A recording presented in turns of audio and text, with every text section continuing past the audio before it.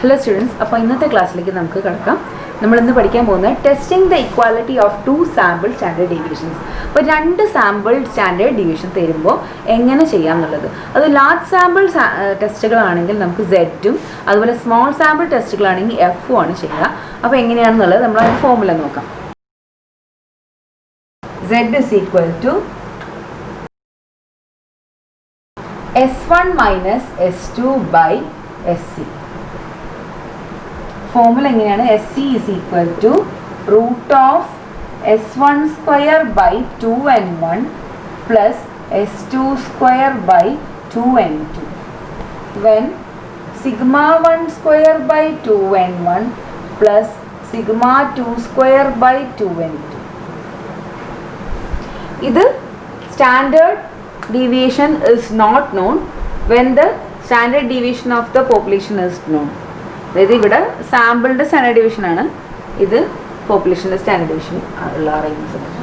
അപ്പോൾ 2 SC ഫോർമുലയാണ് നിങ്ങൾക്കുള്ളത് സെഡിൻ്റെ കേസിൽ. ഓക്കെ, ഇനി എഫിൻ്റെ കേസിലാണെങ്കിലോ F N1 S1 square by N1 minus 1 N2 S2 square by N2 minus 1. Okay, നേരത്തെ സെഡിൻ്റെ ആണെങ്കിൽ നമുക്ക് ടേബിൾ വാല്യൂ കുഴപ്പമില്ല, നമ്മൾ നേരത്തെ കണ്ടുപിടിച്ച അതേ ടേബിൾ വാല്യൂ ആണ്. എഫിന് വേറെ തന്നെ ടേബിൾ ഉണ്ട്, 0.05നും വേറെ തന്നെ വരും, 0.01നും വേറെ തന്നെ വരും. അപ്പോൾ ആൽഫ എടുക്കുക പ്ലസ് ഡിഗ്രി ഫ്രീഡം അല്ല, ഇവിടെ ലാർജർ വേരിയൻസും സ്മോളർ വേരിയൻസും തരും.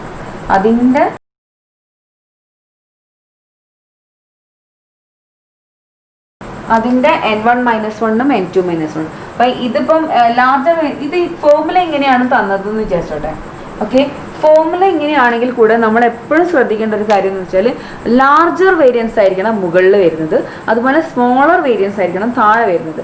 ഓക്കെ, ഇത് നമ്മൾ ഫോർമുല ആയിട്ട് ഇങ്ങനെ എഴുതുന്നുണ്ടെന്നുള്ളൂ, ആരാണോ വലുത് അവരെയാണ് മുകളിൽ എഴുതേണ്ടത്. അപ്പം നമ്മുടെ ഫോർമുല തന്നെ ഒന്ന് മാറും. F is equal to larger variance by smaller variance.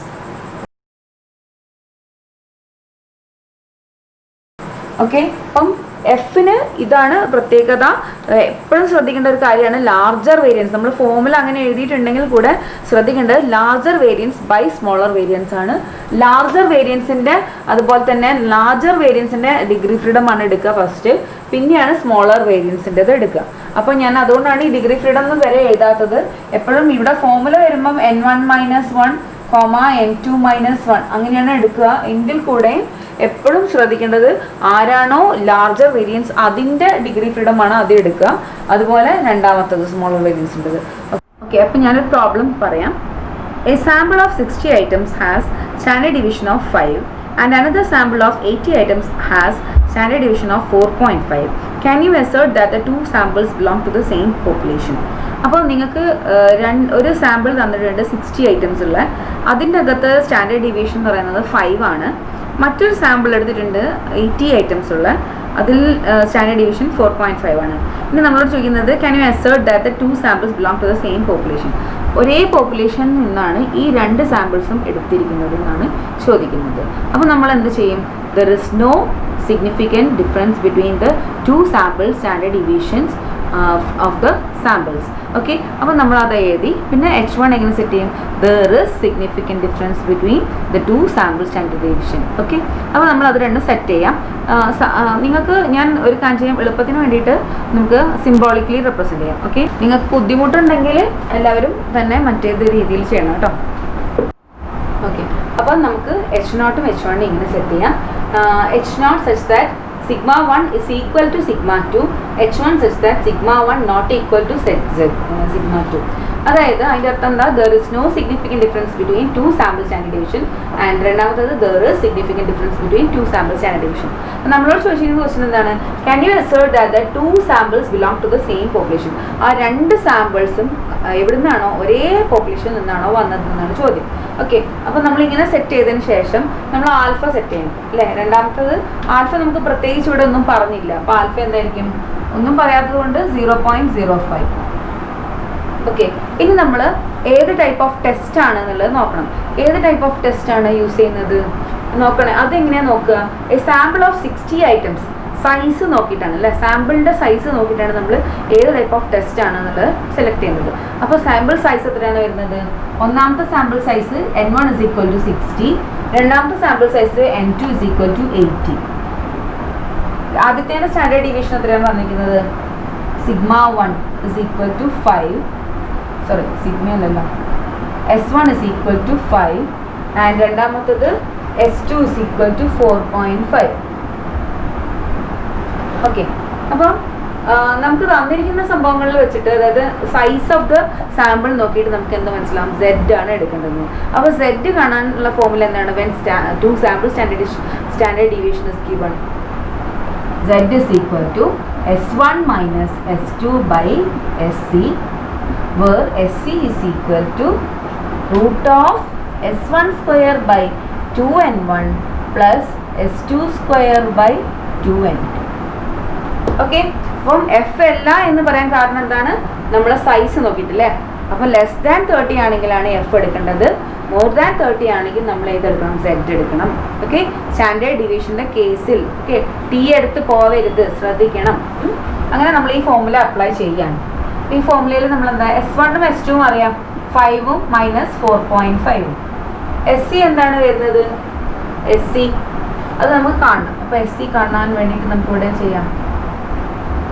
അതായത് S1² എത്രയാണ്? 5², 2n1 2 × 60 പ്ലസ് S2² 4.5², 2 × n1 എത്ര വരും? 2 × 80, ദാറ്റ് ഈസ് √5² 25 ആണ്, 120 വരും, പ്ലസ് 4.5 എത്ര വരും? 4.5² എന്ന് പറഞ്ഞാൽ 20.25 അല്ലേ, 20.25 / 160.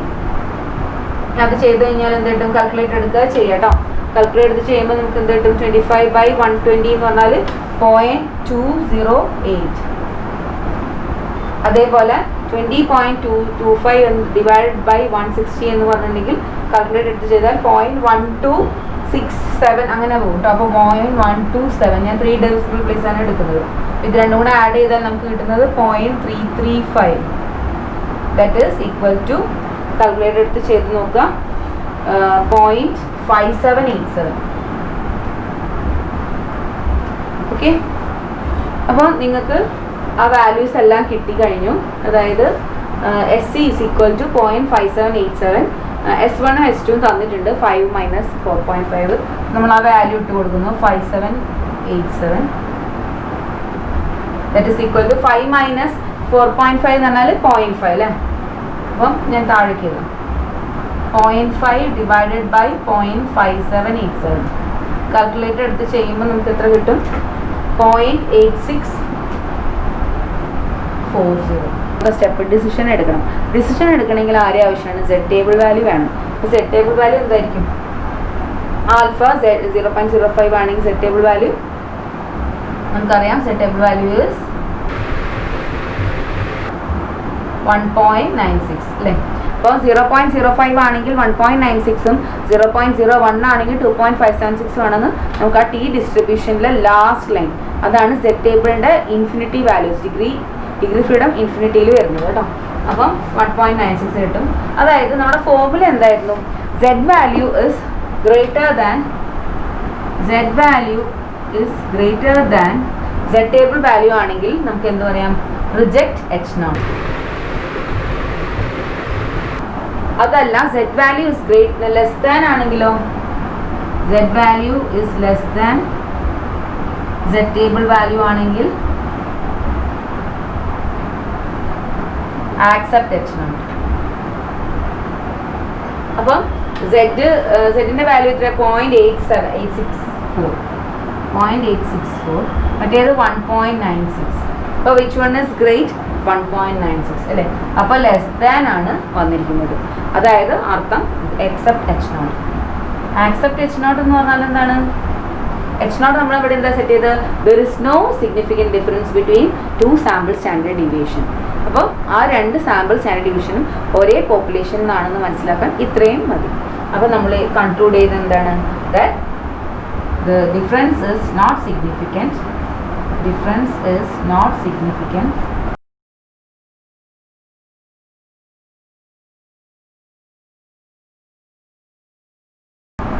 So we can conclude that both samples come from the same population. Both samples